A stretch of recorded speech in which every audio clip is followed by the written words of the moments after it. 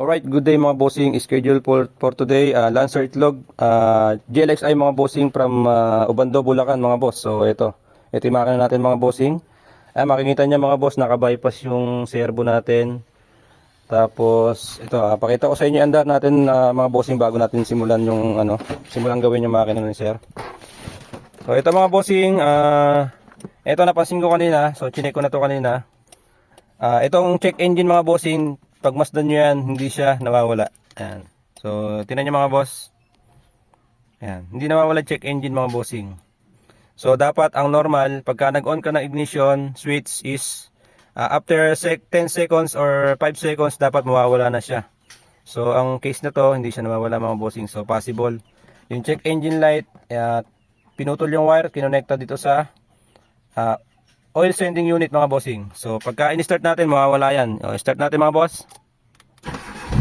Yun, wala mga bossing. So minor problem yun lang yan mga bossing, madali lang ibalik yan. So ang problema talaga ni sir, yung engine nya. So anong nangyayari mga bossing, pagka hindi naka-aircon mga boss, yan yung minor nya mga bossing. So 1000 RPM. Pero pagka nag-aircon mga bossing, aircon natin, tingnan natin kung ano mangyayari. Ayan, so pagka nag-aircon mga boss, bagsak ang minor mga bossing. Nagpalit na raw si sir ng computer box. Dati daw mga bossing, nagtataas baba yung idle. So nung nagpalit daw siya ng computer box, medyo nawala yung taas baba. So ang nangyari, ganyan yung nangyari. Taas baba pa rin naman siya mga bossing, tinan nyo. Hindi siya stable, taas baba siya. Tapos pagka inikot natin yung manibela mga boss, bagsak, buwabagsak siya mga bossing. Dapat tumataas yung minor. Ayan tumataas dapat yung minor mga bossing. So ano yung gagawin natin? Meron pa pala isang problema sila sir. So kagagawa lang daw ng aircon. Ang buga ng aircon niya mga bossing, walang lamig. So ano siya, hilaw mga bossing. Nagpalit daw ng surplus na compressor, pero hindi rin daw nawala din agad yung lamig mga bossing. So nung unang kinabit okay daw, pero nung kinabukasan nawala din yung lamig mga bossing. So check din natin yung mga boss. Ayan, patay natin yung makina. Check natin mga bossing kung ano yung gagawin natin dito. Sasama natin sa video, pakita ko sa inyo mga bossing. Ayan mga bossing, syempre ang unang-una natin gagawin, ililinisin natin tong yung mga hose na to. Alisin natin tong bypass, tapos kakalasin natin tong servo mga bossing. Ayusin natin, check natin kung gumagana pa. So pagka hindi gumagana mga bossing, papalitan natin ng brand new na servo mga boss. Tapos papaandarin natin, papakita ko sa inyo mga bossing. Mga bossing, ito kinalas natin yung servo ni sir. So tinesting na rin natin to mga bossing. Sumusobra siya ng ikot mga boss kapag nag-on tayo ng ignition switch. So ang ginawa natin mga boss, kinalas na natin to. Hindi na natin gagamitin yung mga bossing kasi pinalitan na natin siya ng brand new mga bossing. So ito na yung brand new na servo natin. So inuulit ko mga bossing, pagka sa akin kayo bumili ng pyesa, may warranty yan mga boss. So hindi ko kayo pababayaan pagka nagka-problema yan. Ayan mga boss. So yun yung pinapangalagaan natin mga bossing. Pagka sa akin galing yung pyesa mga boss, asahan nyo meron tayong concern dyan mga bossing. So kabit lang natin ito mga boss para matesting natin kung magbabago na yung under nya. Yung mga bossing, nakikabit na natin itong servo mga boss. So ito okay na itong servo natin. Ngayon ang problema na lang natin bossing, itong tubo. So yung karugtong nito mga bossing, ito siya. Ayan mga boss. Ayan, makikita nyo mga bossing. Ayan. Nilagyan ng tornilyo tapos hininangan nila. So wala nang tanggalan mga bossing, nakapix na yan. Okay mga bossing, aalisin natin to. Papalitan natin ng brand new mga bossing. Ayan, para gumana yung sa tubig dito sa servo nya. Pagka kasi wala ito mga bossing, may hirapan tayong ayusin ng mabuti itong servo kasi walang dumadaloy na tubig dito para mapainit niya yung dyan sa loob. So papalitan natin ng brand new mga boss. Kakalasin natin itong thermostat housing para ma-check na rin natin to mga boss, yung thermostat housing natin kung mayroong nakalagay na thermostat valve. So pagka walang thermostat valve, lalagyan na rin natin mga bossing. Alright mga bossing, ito binaklas natin itong thermostat housing mga boss. So ito makipapakita ko sa inyo kung paano ko ginawa. Ayan mga boss nailabas natin yung tornilyo mga bossing, ginrinder natin yung ulo. So dun lang sa parte na winelding nila. So ito mga bossing, masisave pa natin to, magagamit pa natin. Ayan mga bossing ito yung nilagay nila mga boss. Inalis lang natin yung tornilyo, yung ulo ng tornilyo, natanggalan natin siya. So pwede pa rin natin itong gamitin mga bossing. Ayan, tsaka matino pa naman siya mga boss Although may kalawang, lilinisin lang natin mga boss. Okay na to mga bossing. Mga bossing, ito, binuksan natin yung panel gauge mga boss. Ayan, tinanggal natin yung panel gauge. So, papakita ko sa inyo yung panel gauge ni sir. Ito yung itsura ng panel gauge niya. So, sa labas mga bossing, normal, no? Nakikita natin, normal. So, pagdating dito sa likod, ayan, charan. So, ayan mga bossing, oh. Inoperahan to mga boss. Siguro, heart attack dati to. Ayan mga bossing, oh. Binaypas na nila yung mga wire. So, naglagay na sila ng iba't ibang wire mga bossing. Hindi natin alam kung sino gumawa nito. Siguro yung dating pinagbilan nila sir sa pinagpagawa niya. Ayan. So, ngayon ibabalik lang natin mga bossing kasi okay naman to. Gumagana naman siya kahit ganito. Ayan. Ang ayusin lang natin mga bossing yung check engine na hindi na mawala. Pagka nag-on tayo ng susi, dapat mawawala yung check engine. So, babalik natin mga bossing. Kasi mayroong sensor dun sa engine na sira mga bossing. Hindi natin mako-confirm yun pagka hindi natin naibalik yung check engine light dito. So, balik ko lang. Ito yung wire na pinutol nila. Ayan, pinutol nila tapos tinap sa wire ng oil sending unit. So, ito yun mga boss. Yung pinagputulan, ito. Nakita ko na pinagputulan niya ito. So, yun mga bossing yung pinagputulan. Ayan, duduktong lang natin yan mga bossing. Pag duduktongin lang natin dalawa na yan. Okay na yan mga boss, may babalik na natin yung check engine light. Okay? Kaya mga bossing, ito medyo marami tayong naging nakitang problema mga boss. So dito sa wiring ng distributor, meron tayong nakitang problema. Tapos ito yung distributor ni Sir Dat. Kanina nung dumating sila umaandar, syempre nakarating sila dito sa atin. Pero nung chinek natin mga bossing yung connection ng high tension wire is balibaligtad mga boss. So ang number 1 talaga dapat dito is nasa ilalim. So anong nangyari sa kanya dito? So bumilang siya dito ng number 1, 3, 4, tsaka 2. So mali po yung rotation ng naging kabit ng high tension wire.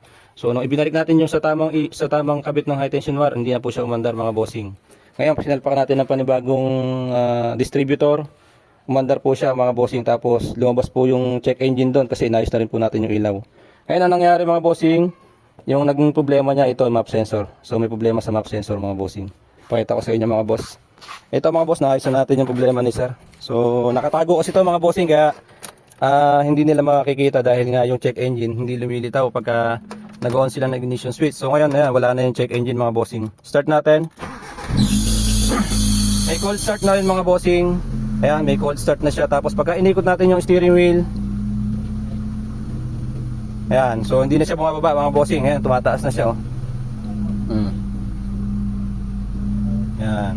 So ang mangyayari nito mga bossing, palit tayo ng map sensor, palit tayo ng servo, tapos medyo marami tayong pinalitan mga boss.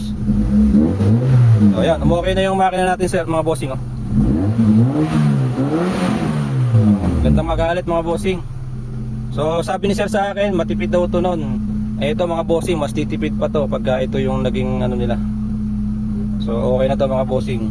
Medyo marami lang tayong inayos. Ayun, siyempre kailangan natin ng diagnosing talaga mga boss para malaman natin lahat.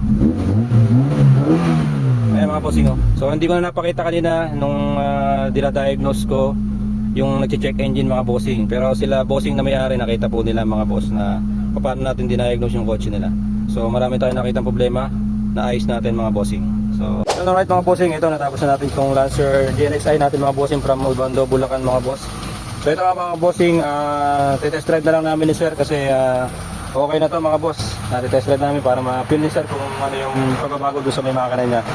So mga naging problema pala mga bossing yung distributor, yung mismong housing niya mga bossing, pagka doon nakalagay yung mga parts niya, yung ignition coil, igniter, ayaw umandar mga boss.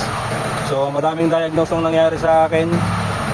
Talagang pinilit ko na maisalba yung mga piyesa niya. So ang naisalba natin yung ignition coil at igniter mga bossing, yung cap, tsaka yung rotor, yung housing, ayaw na talaga, hindi na umaandar pagka yun nakakabit sa kanya. So ngayon mga boss, testingin natin. Alright mga bossing, test drive tayo ng Lancer ni sir from Obando, Bulacan. So ito okay na siya. Test drive natin mga bossing.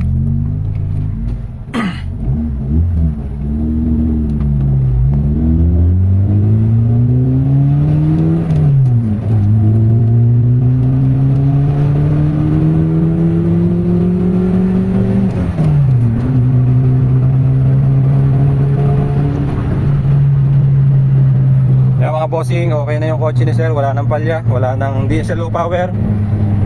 Ayan, okay na. Ayos na natin mga boss. Ayan. So hindi na rin bumabagsak yung idle niya. Kahit naka-aircon kami, hindi na bumabagsak mga bossing. Ayan. Ayan mga boss, idle ni sir.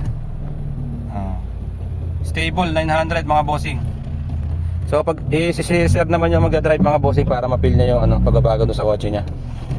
Ayan, alright mga bossing, si sir ang pagka-test drive natin. So check natin kung ano yung pakiramdam niya sa dating andar dati kanina nung bago niya binigay sa atin, tsaka yung ngayon mga bossing nung pagkatapos natin gawin.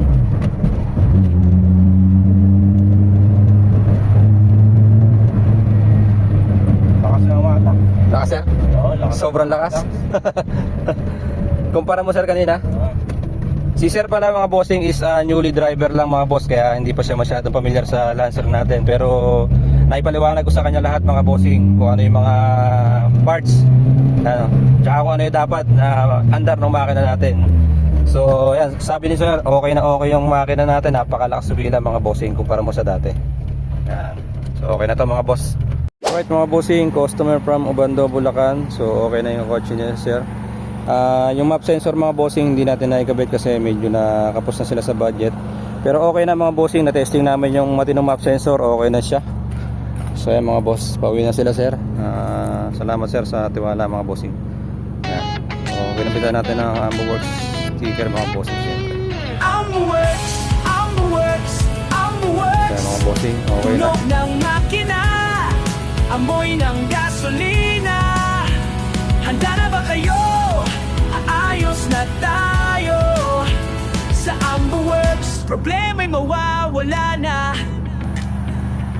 Sa AmboWorks, serbisyo'y galidad mula sa maliit na gasgas hanggang sa malaking sira. Engine overhaul, walang problema sa aming mga eksperto'y Sir, thank you. handa. Trabaho'y Thank you, sir. sisimulan. Ingat po. Auto parts, kompleto aming Yo, alright mga bossing, imbakan. all goods na. Mula sa bolts at nuts hanggang sa mga piyesang mahalaga Yun, at kailangan.